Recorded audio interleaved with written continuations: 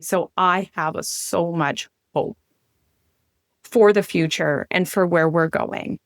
And people are on, we cannot, again, do not judge. People are on their own journeys. They have their own purpose. They have their own reasons. They have their own perception. They have their own lenses. We cannot convince. I will not ever sit here and try to convince anybody of anything. All that I can do is stand true in my own knowing.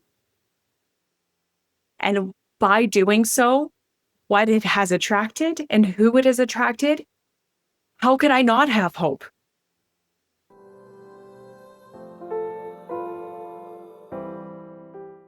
Welcome to Holistic Circle Podcast, Spiritual Conversation. My name is Philip Cobald. We are reaching out to people who are passionate about spreading light, love, and joy. And I'm happy to have here to me, Caren Carnegie. So happy to be back. That was good. You got it. Encore presentation. You got it the first try. You said that you're back the second time, so when there are people wondering what is wrong with them, they had magic mushrooms, why I've been laughing all over the place. Because, people, it's this time of the year where I'm giving myself the treat to re-invite some guests I've met during the last year. I had a lovely conversation. We kept on texting. So it's a bit of a housekeeping. It's a family moment to re-invite guests and to have another chat. So I love this part. November, December is the time where one can reconnect. And so thank you so much for making time for our little podcast again. I love that. I'm so happy to be here. Thank you. And I'm so amazed that you're standing in your brand new space. I mean, this is like, we have a story even without knowing that we're going to have a story. I know, this is how things work, don't they? Really? I mean, I feel like in the last 2 to 3 weeks, about years worth, if not more, events have happened. And it's so funny because as soon as I felt aligned, was aligned, things just moved right out of my way. And then here we are. So this is Transform HQ. This is the indoor area where we do strength training, one-on-one strength training, a different setting that's different from the commercial gym. So where the body is celebrated, where humans, the whole human is celebrated. And then we've got outdoor space as well, because anytime that we can be outside, even in Canada, we're going to do it because it's so important.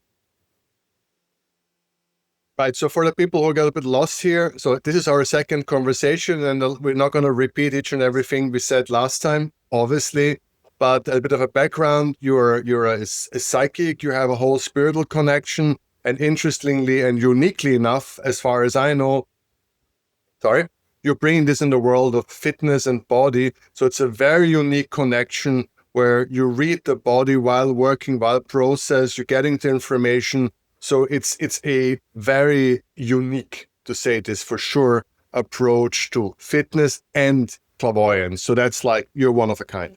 It's a unique fusion of psychic channeling, personal training, spiritual life coaching, and just understanding the whole human when it comes to recommending things for, their physical health, but not excluding other factors as well, where emotions are hanging out in the body and maybe causing some discomfort, and just having this open line of communication with people that I work with. So it's a very unique fusion, and I feel really blessed to be able to do it and to bring it into this existence. And it's really feel like people are becoming ready. And like I said, when it came to Transform headquarters here, it was like all of a sudden, things just kind of moved out of my way. My own limitations, my own obstacles moved out of the way, because I really felt like it was time for me, but it was time for people as well.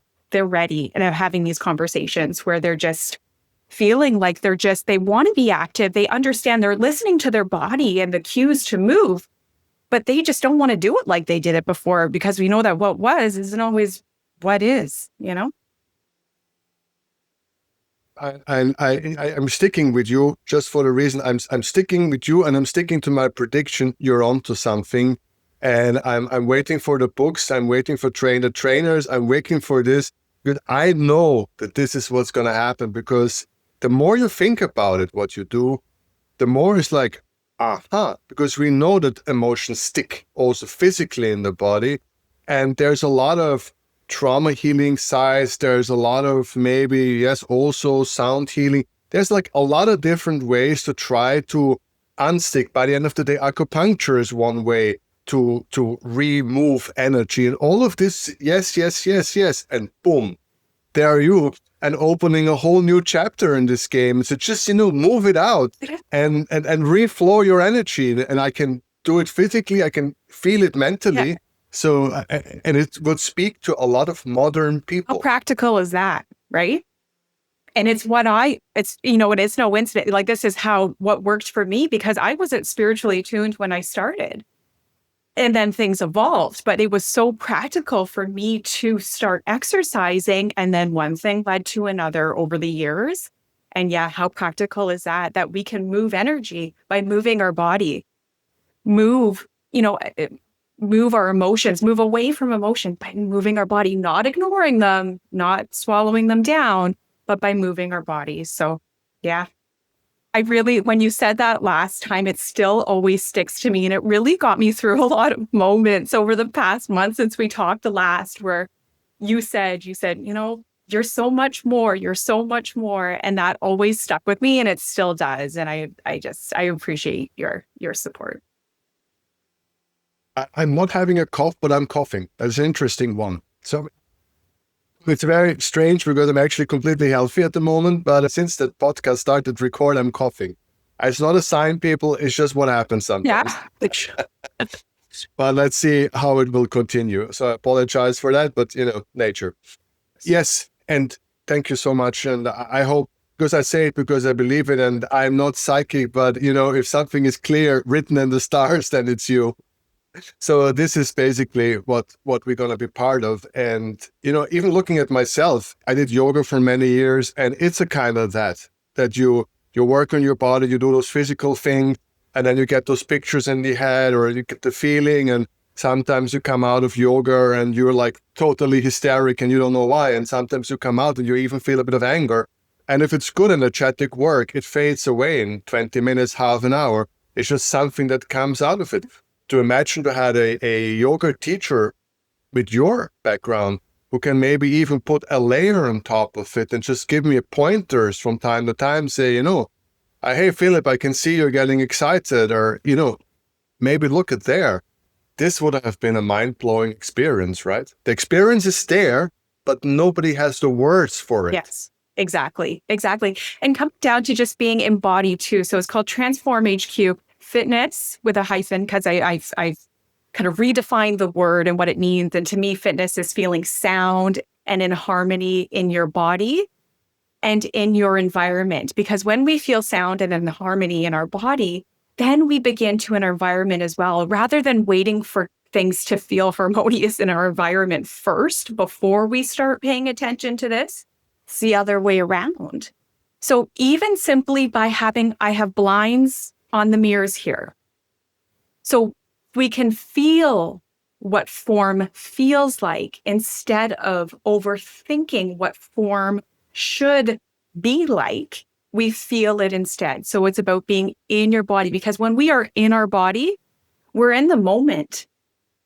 We aren't thinking about this, that, and anything else. We are just present in our body. And that's really when things can start to shift. And simply and I encourage my clients too to journal, keep a journal during their own fitness experiences, or whether it's something that we're doing out here. Because like you said, you're doing these movements, in yoga, things come into your awareness while you're doing that. Well, write them down. It's a great place just to put what you're experiencing down. Even if it's a word, it's a great place to put it. So always encouraging journaling too, even during fitness. I repeat myself, it's all good. Yes, write a journal, do these things, yeah. but you are there to bring it further. You have this knowledge and this background. So again, I hope that this is the beginning of something, because I love fitness, I love all of it, but to bring it to the next level, this is what we always should try, and not just that always electronic, build a better machine or more ergonomic machine or more measuring minute heartbeats versus oxygen per second. That's all good. It's all great. It can all help. Yeah. But why not also use our own ability to bring it to the next level. This is the best piece of technology you'll ever have. We're relying on our watches to tell us things, just like all these other things. So just stop for a second. Stop, put it down, and just listen. What's your body asking you? It had been on your side this whole time. It's just trying to communicate with you, and it does that in symptoms. So it's not that anything's, we chose this body. That's hard for some people to hear, to understand, but we chose this body. It is perfectly imperfect, but we chose it for this journey that we're on in this life. So let's take care of it and listen to it if we can. And I'm here to help with that. If it's okay with you, can we spend a couple of minutes on your clairvoyance itself? Because it's, again, a hot subject. It is always a hot subject, but it's becoming a little bit hotter at the moment. So can you a little bit give us a quick recap background about your clairvoyance, how it manifests, so a little bit so that we can tune in with some questions about it? Yeah, absolutely. So this started back in my own journey of discovering who I am and what I'm here to do. And that never stops. I'm still discovering every day a little bit more about my journey. But when I started in personal training, I realized, or not personal training, but in fitness itself and exercising, moving my body, that my thoughts were changing, and they were becoming positive. They were less limiting in their nature. And I was getting some really interesting ideas. And it almost felt like, who said that? That wasn't coming from me. So I started journaling. So this is where this started for me. So I started journaling these things, and it started happening more and more. And this is where Transform was started, by notes that I took during my workouts back in the day. So then I started realizing, Kate, I am so much more. This is when I became more spiritually tuned and wanting to know more about spirituality and wanting to know. I just came to the realization, wow, I am so much more than what I thought. That's where it started. So I started journaling these things, and I just, all these downloads that were coming in, I didn't know at the time what they were, but I journaled them. I knew it was important, and I knew I was so much more than what I thought. And then as I became a personal trainer and started working with people, I realized, wow, I'm not just tapping into my own spiritual guidance. All of a sudden, I started receiving guidance for them in the form of feelings, knowings, energy, seeing energy, and even messages from deceased family in some cases, not every case, but in some. So that just opened the floodgates, oh my gosh, what is happening? And this is miraculous. Oh my gosh, the way that I can help people. But that was a real test because how do you explain that to someone? I was just discovering it myself, and how do you explain? So it took a lot of courage, and but wow, the difference that I saw in people, and it was messages or ideas or reading energy in a way that these things were in their blind spot. So it was so much more than the exercise itself. It was these words, these messages that I was able to relate to them, that finally they saw what was in their blind spot the whole time, whether it was a looping spiral of thoughts and beliefs from a past relationship, or the feeling of guilt, or the feeling of grief, or the ability to move forward away from certain emotions that maybe were holding them back. So they were able to see. So in helping them move forward physically, actually literally in their bodies, but also metaphysically in ways as well, they were able to just gain momentum in their lives. Finally, that thing that was keeping them still, God, move forward. So they never felt like they lost motivation again. Whether it came to their fitness and their life, they felt more inspired. They were able to move on other things as well. So their personal training ended up leading to maybe job changes or changes in their relationships that just help them have momentum in their lives. So, and then now, just still every person that I work with is so unique and what I receive for them to be able to help them. It's just, I'm learning still so much about myself and what I'm able to do. And it's a miraculous thing. Took me my next question. So how is your personal abilities growing? Are you getting better with the readings, more clear? Do you get messages of different kind for yourself? So how is your own ability growing over the last year? So it's moving through me more in real time. I used to feel like I really had to like put myself in solitude and like almost force that outcome. It felt like it was just really, I had to seek it and really be in the right space to be able to receive this, whether it was messages, feelings, knowings. But now not so much. It's more in real time. So while I'm working with people as well, and I'm more confident in what I'm receiving too, because it's just natural for our human to really try to talk us out of certain things. I don't do that anymore. Very, very confident.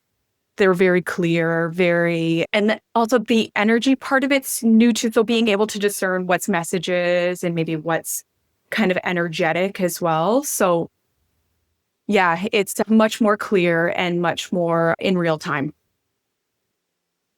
Do you think you are already in a position where you so have the distance that you said, I could already teach someone else if somebody would come to me and say, please learn me to be clairvoyant? You think you're already at that point where you said, I had the methodology for you, or you think this is a bit more time needed to bring you to that position?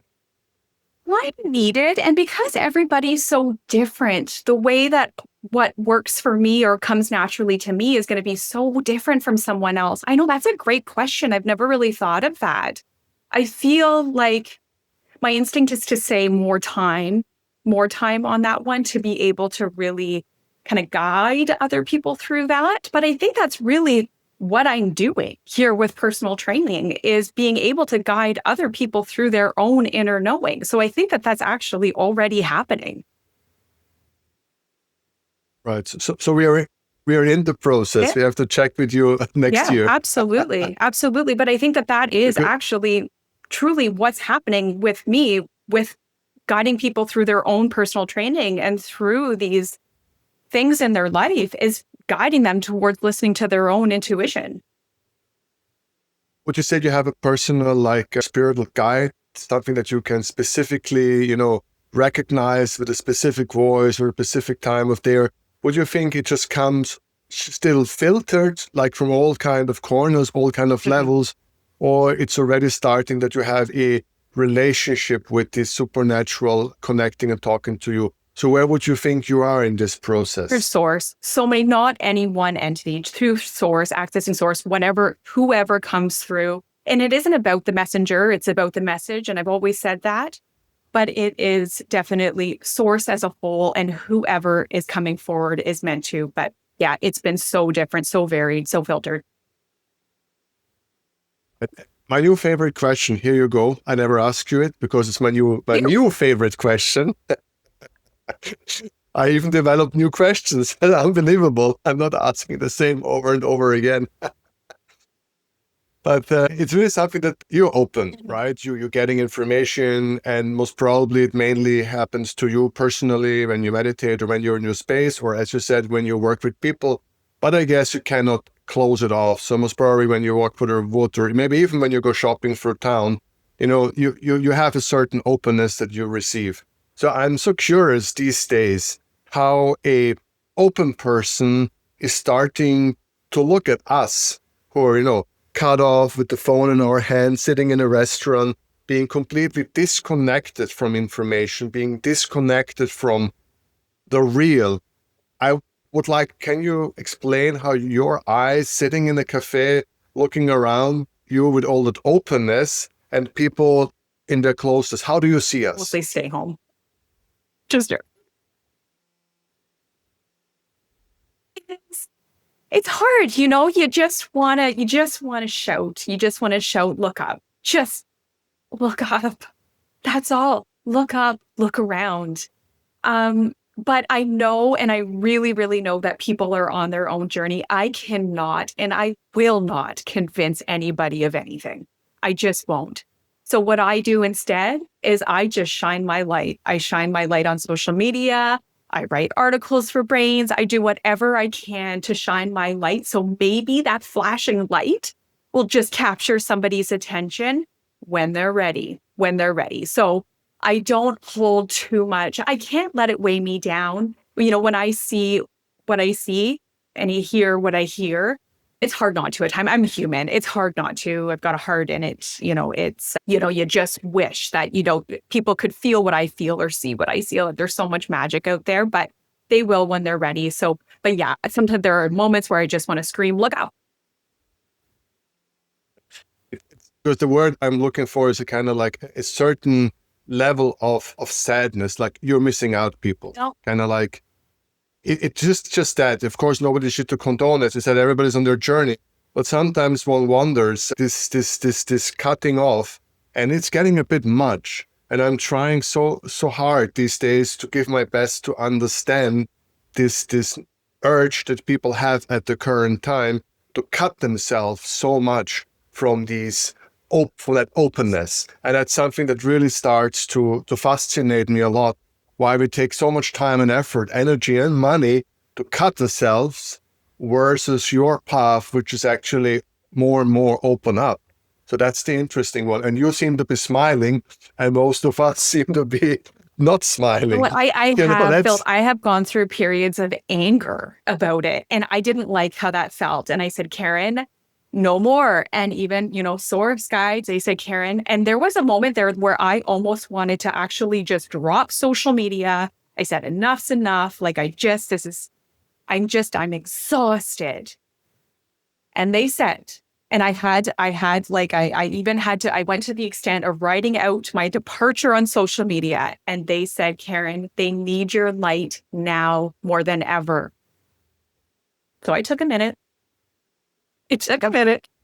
And then I'm like, okay, yes, you're right. Because even if my light can just shift the perspective of one person, fabulous. That's why I'm doing it. So yes, it has got me. It has got me with anger. It has got me with sadness. But it can't anymore. It can't. People are on their own journey. And, and not everybody is going to, some people have chosen, just like in, I don't know how it is in Austria, but in Canada, people can choose to do like an extra year of high school because they don't quite feel ready yet. And there's going to be people and souls who have actually chosen an extra year, not because they aren't worthy of moving forward, but because what they're meant to do requires a bit of extra learning. So we cannot judge. So if people choose to live kind of in these lower densities for a little bit longer, we are not in a place to judge, because when we're judging, we're not being open. Really, those souls could be the wisest of them all, but they're just choosing for a bit more knowledge about certain systems that our souls, don't understand. So we cannot judge. I think it is such a good conversation, because that what you're going through is a classic pattern. When you get a certain amount of enlightenment, you start to see things. And the first thing is you want to share this light, and you want to share the happy message with everyone. And then you bump into a world that ultimately is not receiving, or skeptical, or just doesn't have the time to listen. And that creates a certain friction, which leads to frustration, because you want to shake people up, like, look up, share it, it's wonderful. But then once we bang the head against the wall and hit, so to say, this head a couple of times, one realizes one has to come to terms with this reality. And this is an interesting, where people then take different approaches how to deal with this understanding that they have something that they would like to share, but it's complicated. And that's quite fascinating. And you have a great solution, because you work with people one-on-one. You can actually really make a difference So it doesn't weigh so much on you as it might weigh on others who don't have the luxury of the hands-on, I can save you. I can't save the world, but I can save you. And it's something that people can relate to. There's aspects of what I do that people will, not everybody is going to relate to psychic channeling. Not everybody is going to relate to that other more clairvoyant stuff, but they can relate to the body. We all have one. And they can relate to exercise. It's something they've always known. So I am really, in that regard, really fortunate that I can help people in all those areas as a whole human. Tell us a little bit. I know we talked about it last time, but a quick recap. What is the regular client, male, female, old, young, rich, poor? What do they come for? Just fitness, body training, or they have pains, or just give us a quick of a rundown. I think it will help people to understand. So, and it's funny because I can tangibly see how humanity is changing based on how they're like initially coming to me.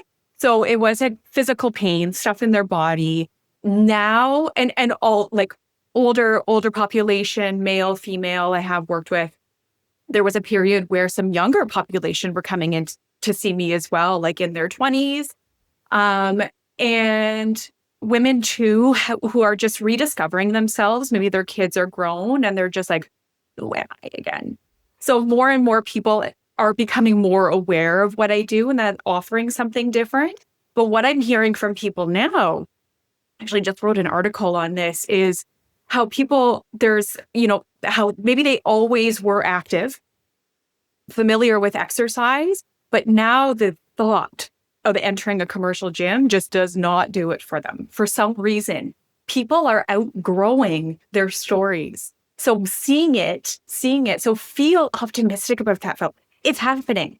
And I really get to see this tangibly from people outgrowing their stories, outgrowing old situations and environments. So they still feel the desire to move their body. They know it's important, but what they understand is they have no desire to enter into a gym. So now they're looking for something different. So Transform HQ, perfect alignment. People are ready. That's why things moved out of my way so I could get this started for people. That's what's happening. Okay, makes also perfect sense. I mean, there's always a pyramid and there's always an upgrade. And when you spend 15 years sicklessly in the gym trying to, for God knows which reason, get a perfect form, which is, anyway, whose form is it? Is it the perfect form of the television and the billboards, or is it actually your perfect form? And that's never been asked in the most fitness clubs. They know that they just follow stereotype. That's sexy and that's trained, and go for it.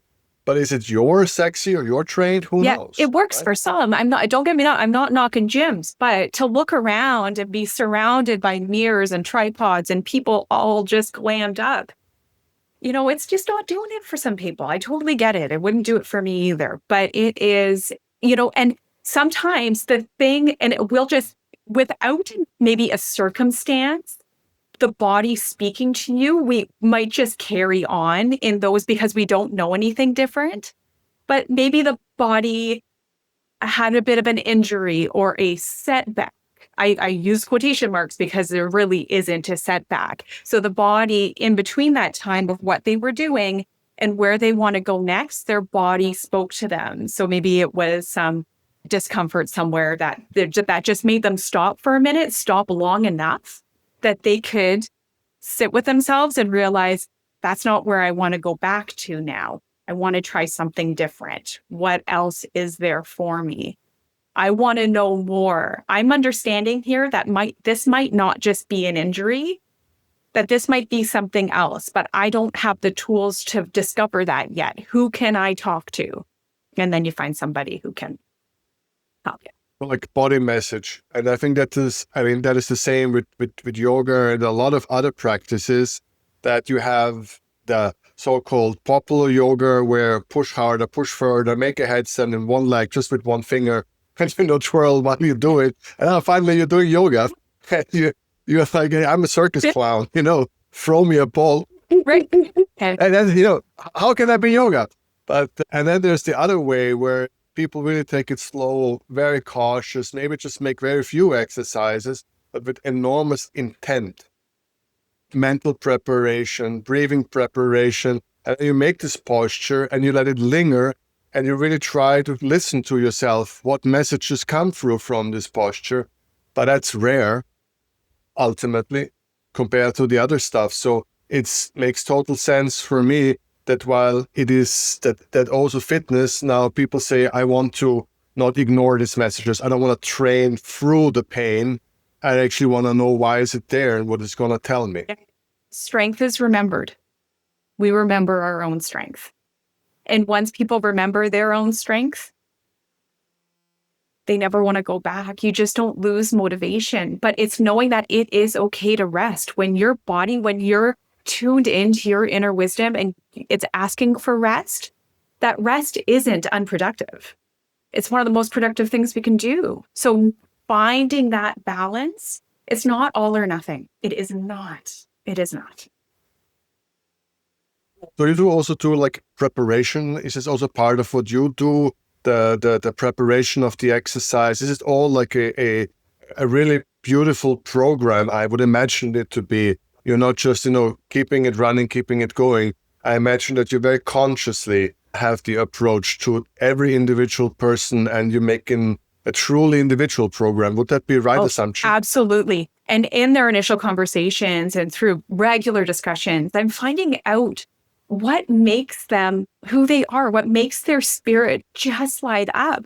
And I'm making sure that we're not designing these programs for the gym, that we're designing them for their life. So then when they are out doing those things that light them up, whatever it is, playing with their grandkids or going on a hike, that they're going to say, I am so happy I did this. Not when they're doing 5 pull-ups, but when they are doing the things that light them up. That's when they're going to be so happy that they did it. So asking the right questions and really listening and then designing their workouts for that. How often do they come to you? I'm just curious. Is it do you have a certain regularity that for you makes sense? Oh, I have some people that come once a week and it is just perfect for them. It can be a full body workout, but they're doing other things that are active in their life as well.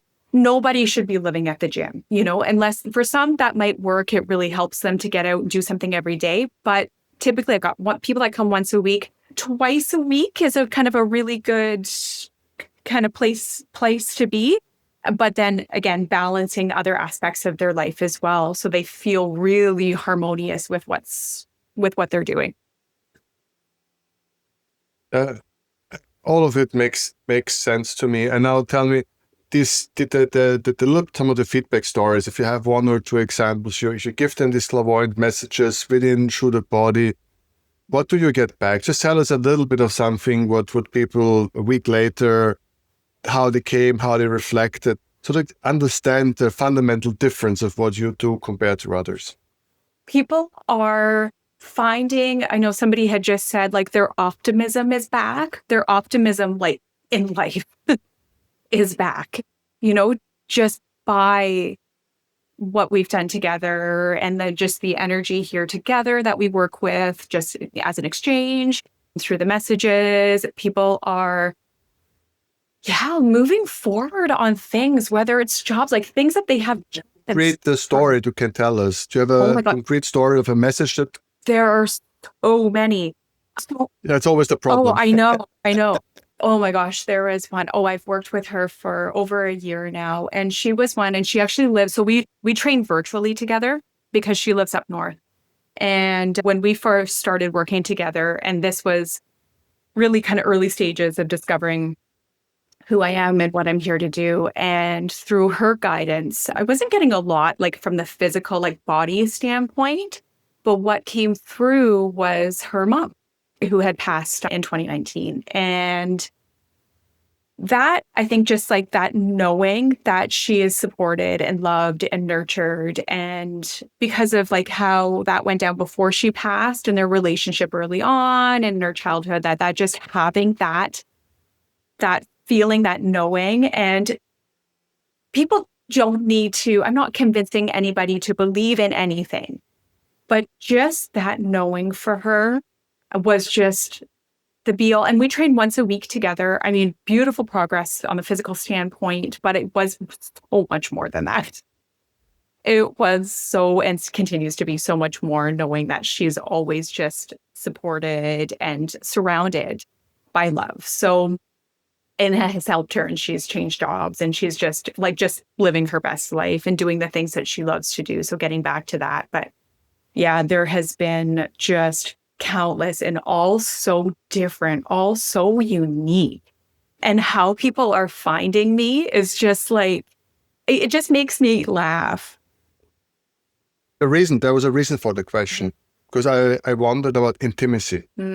Because I understand being a personal trainer, you have the lesson, you have the hour, you have the physical, yes, you're close to the person, but it clearly is a structure. Or let's go Madame Zelda sitting somewhere behind the desk with her cards and telling you the future. It's also, there's a desk in between, or, some cards in between. There's a certain distance. It's starting to dawn on me that this is just insanely intimate, what you're doing. Yeah. In a way. And I have had that feedback from somebody recently where they said, this is so much different. Like this is, and we were still training at the gym together. HQ wasn't open yet.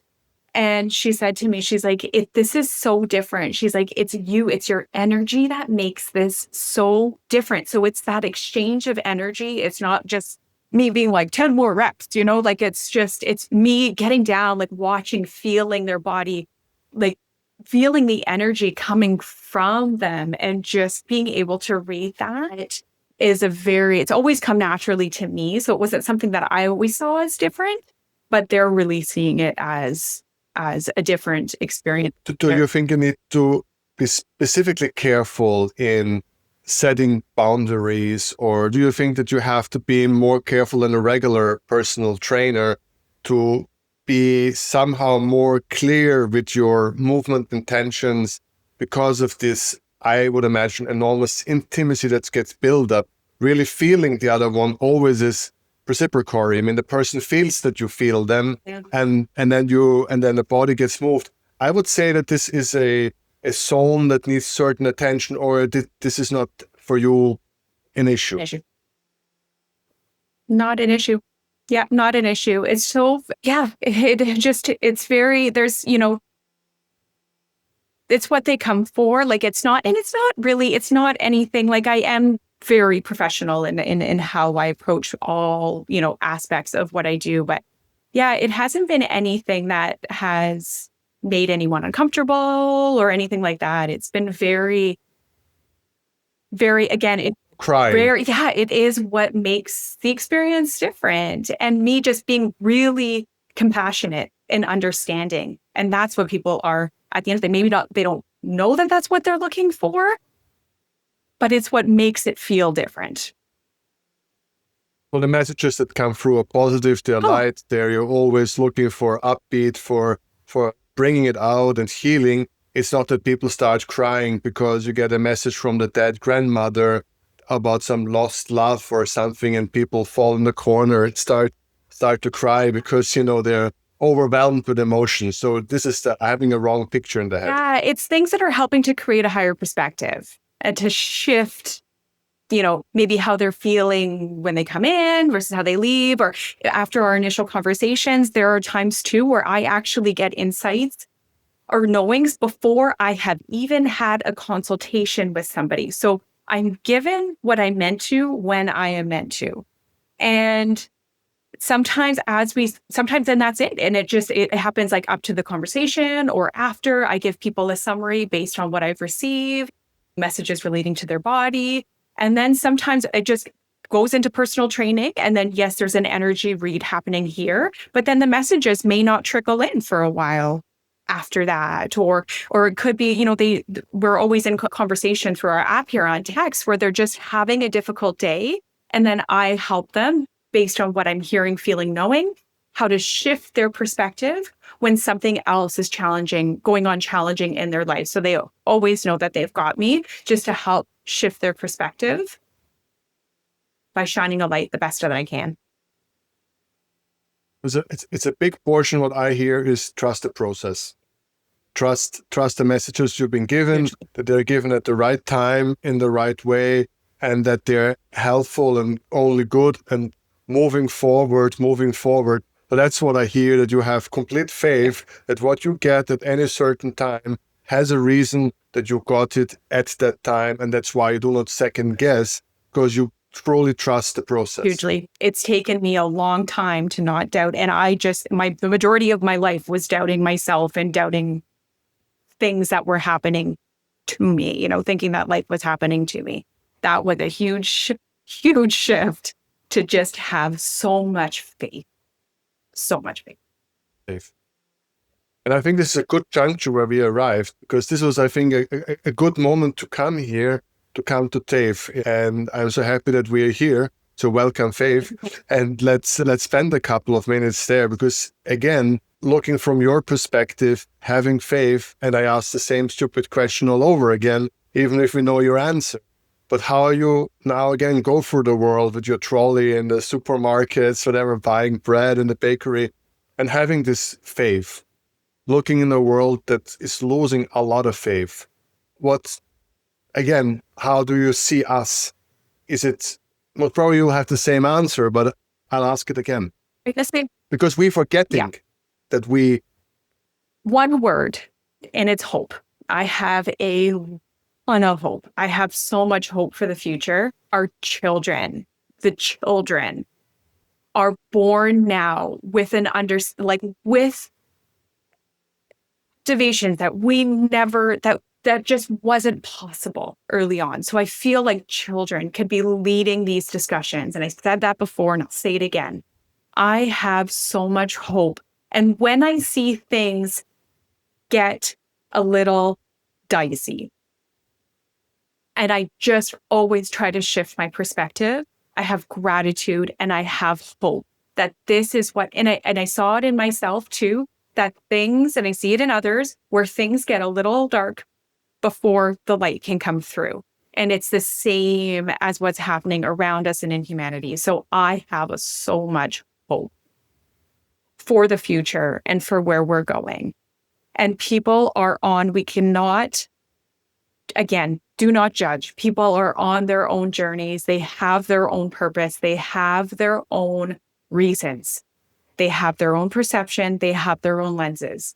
We cannot convince. I will not ever sit here and try to convince anybody of anything. All that I can do is stand true in my own knowing.